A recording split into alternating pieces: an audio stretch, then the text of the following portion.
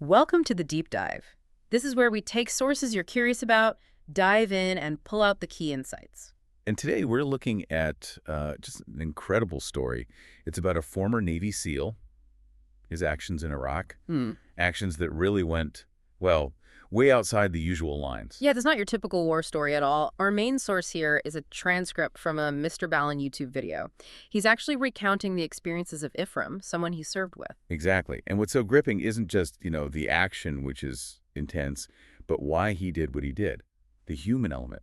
Our mission today is sort of understand Ephraim's journey, why he went rogue, so to speak, and his part in that brutal fight for Mosul. Okay, let's get into it. The story actually starts, or at least a key piece of it, way back in June 2011, SEAL training. Right. Mr. Ballin himself had just failed this really tough underwater test. He was feeling pretty down about it, sitting with the other guys who'd washed out. And maybe complaining a bit too loud about how tough it was. Apparently so. And that's when Ephraim, who had also failed the same tech, this young guy from Wisconsin, turns to him. Just tells him pretty bluntly to be quiet. Yeah, basically reminds him, everyone there is suffering. Keep it to yourself. And Mr. Bellin says, that really landed.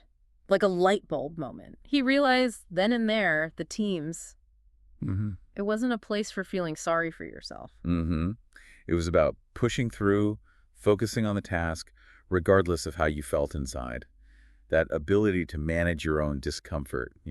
That makes sense. A kind of mental toughness that foreshadows what's coming, maybe. I think so. It definitely sets a baseline for the kind of person Ephraim was, even back then. Okay, so let's jump forward. It's 2012. They both graduate, become SEALs, but they end up on different coasts. Mr. Ballin East, Ephraim West. Right, so their paths diverge for about 5 years. They're doing their thing on opposite sides of the country. Until mid-June 2017. And this is where things get really unexpected. Yeah, the scene Mr. Ballin describes. He's in an office with other SEALs, end of the day, and suddenly everyone's phone starts going off. Same text message. Turn on the news. Exactly. That kind of collective buzz, something big is happening that relates to their world. And the news is about American civilians fighting ISIS Yeah, in Iraq. Yeah, taking up arms themselves. And then they see the picture. This bearded guy, mid-20s, AK-47, standing by a tank. And they all just instantly know. It's Ephraim. Total shock. Which, okay, begs the question, how does a Navy SEAL end up there as a civilian fighter? What happened between BADS and that news report? Well, the transcript points to a really critical event during Ephraim's first deployment to Afghanistan, not long after he joined his West Coast team. This was the incident with the two young girls. Yes. Utterly horrifying.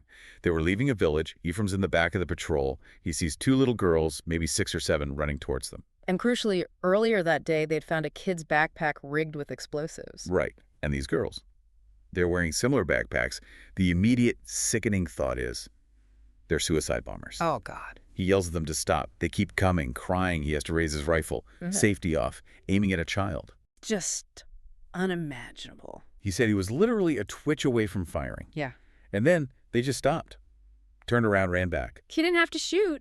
No. Yeah. But the transcript says that near miss, that moment of aiming at a child, it affected him more profoundly than any actual firefight he was in. Yeah. It just haunted him. You can understand why. The weaponization of children, it's a different kind of horror. Absolutely. And that became a real turning point. He believed in the overall mission, but he started feeling this intense need to directly protect the innocent people caught in the middle of these conflicts.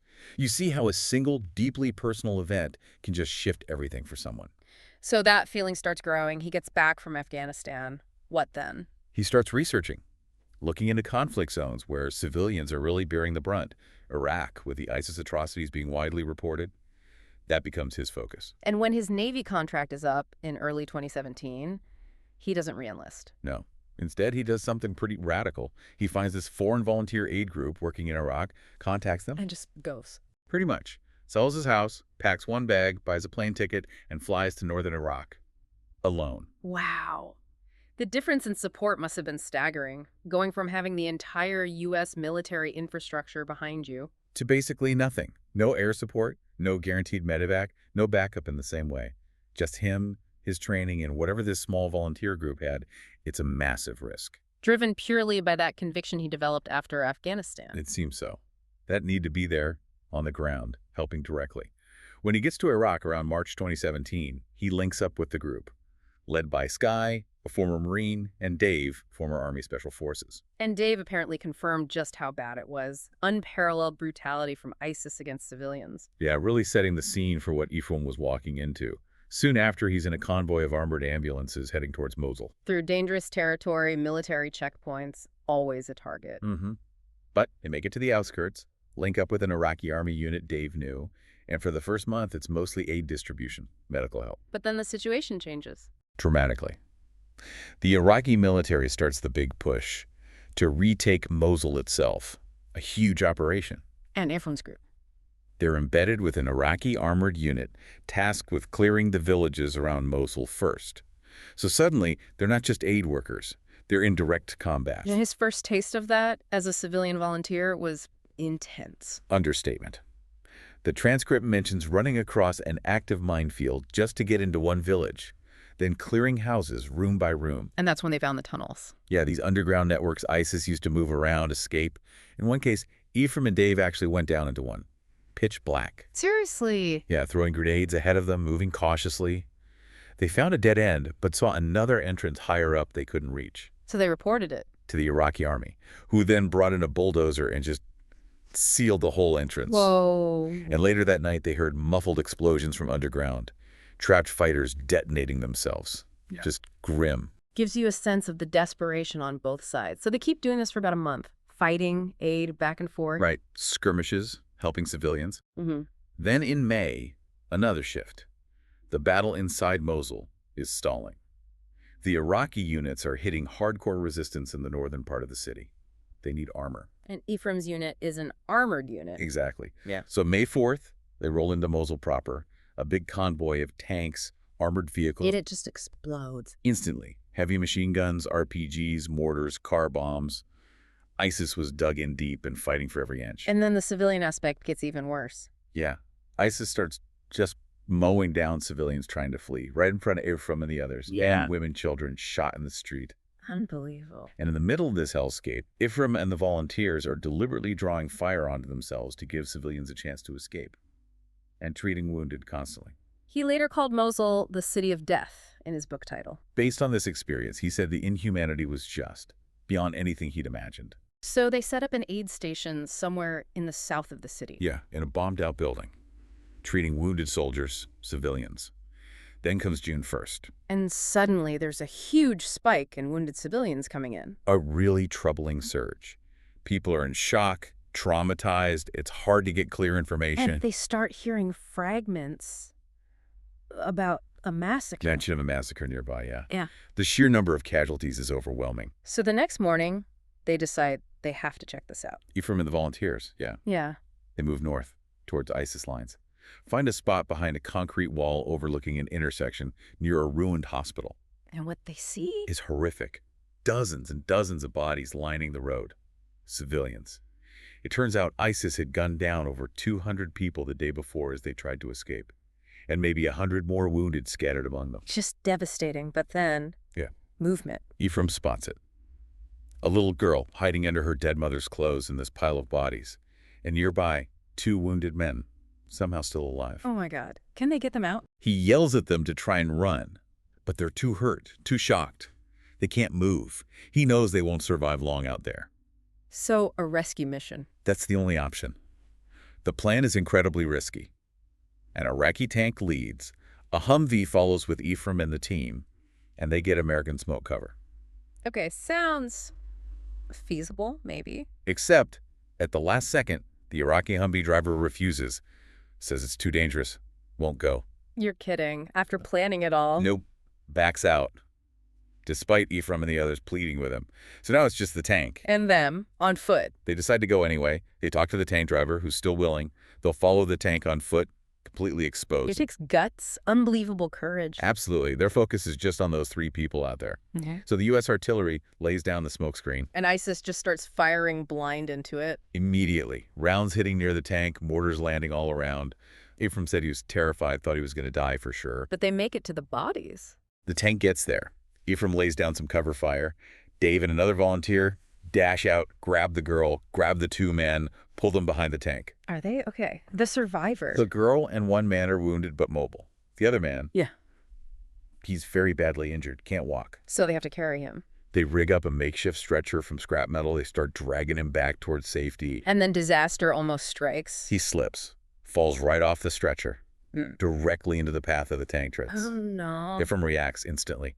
No time to warn the driver. He yanks the man clear just as the treads roll past inches away. But now they're both exposed. The smoke is clearing. And Ephraim has to make a choice. An impossible one. He knows he can't move this badly wounded man fast enough. The smoke's gone. He makes eye contact, this silent apology, and has to leave him. Oh, that's brutal to the man. He was killed by ISIS moments later. It's heartbreaking. And Ephraim just has to keep going. Gets back behind the tank and almost immediately gets shot himself in the leg. What? While trying to get back. Yeah. But adrenaline kicks in. He just keeps moving, hobbling behind the tank. They still have to cross this open street to get to the Iraqi lines. Still under fire. Oh, yeah. They're yelling for an armored vehicle to come get them, but initially, nobody responds. Chaos.